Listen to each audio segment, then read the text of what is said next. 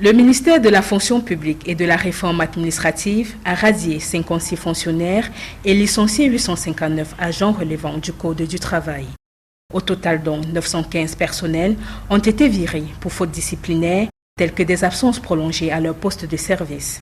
Une décision qui rentre dans les droits de l'État en tant qu'employeur. Dans une relation contractuelle, l'État demeure dans son droit de mettre un terme au contrat à tout moment s'il estime que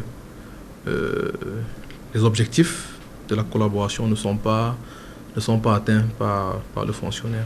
Conformément aux dispositions du décret du 7 octobre 1994 portant statut général de la fonction publique de l'État, les personnels licenciés et radiés ont des voies de recours.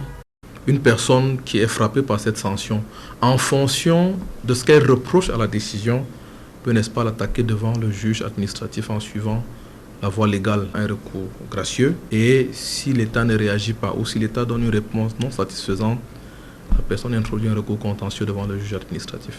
Au-delà de cette possibilité de contester la décision ministérielle, le personnel de l'État mis à la porte a droit au paiement d'indemnités. Si vous êtes par exemple licencié pour insuffisance professionnelle, l'État vous donne 2 fois votre salaire indiciaire.